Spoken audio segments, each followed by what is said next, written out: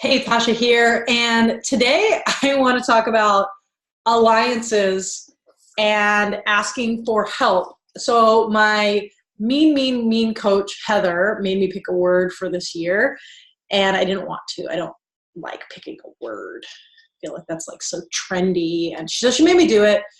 And so the word I picked was alliance, and that's something that I am looking to intentionally form and build over this year. And so I was super excited when the other day I popped up my leadership. Oh, you can't see that, it's too small.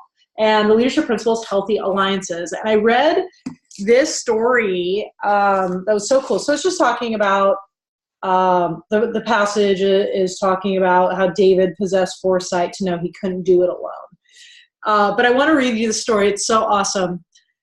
Here we go. A story is told about a boy who valiantly but unsuccessfully attempted to move a heavy log to clear a pathway to his favorite hideout. His dad stood quietly nearby, watching his son straining against the load. Finally, he said, "Son, why aren't you using all of your strength?" Confused and a little angry, the boy responded, "Dad, I'm using every last little bit of strength I have." "No, son, you're not," his dad quietly responded. "You haven't asked me for help." Goes on to say, the commentary, effective leaders use all of their strength by recognizing, developing, and utilizing the people around them. They know how to develop healthy alliances both with those on their own team and those on other teams.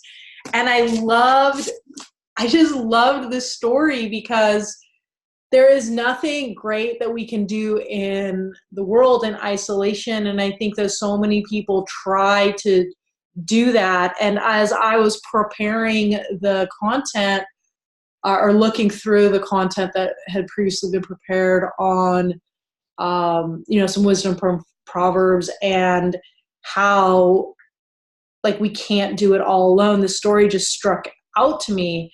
And so I think, okay, guys, we need to ask for help. So if you are committed to asking for help in one of these areas in your life, I want you to let me know, or just say, I'm going to ask for help.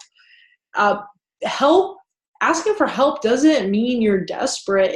Think about even the term helpless. Helpless means you have no one who will help you.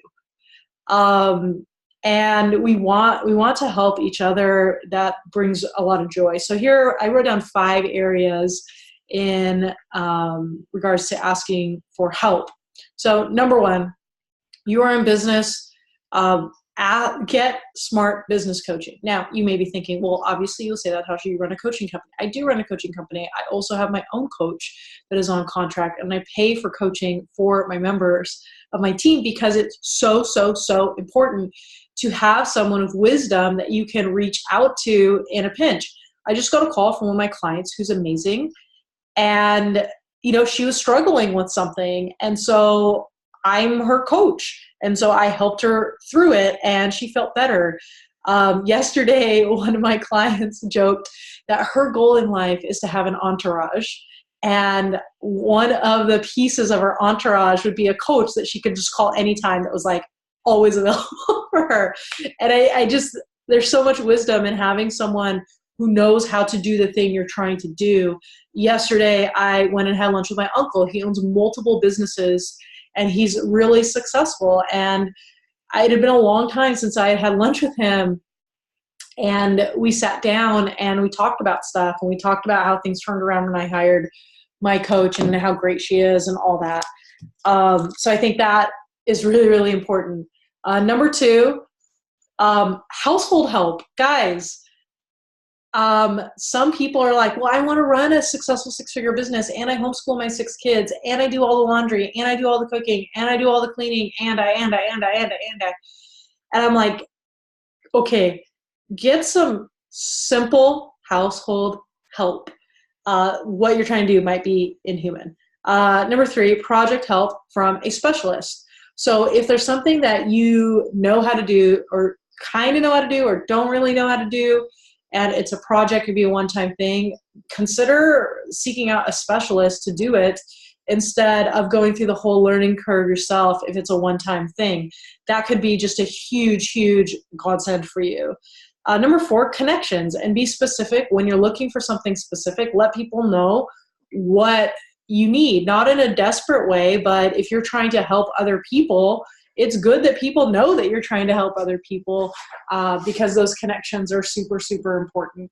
And the 5th thought that I have in this concept of asking for help is just, what if you just ask God, God, will you send me the help I need, and open my eyes that I would see it?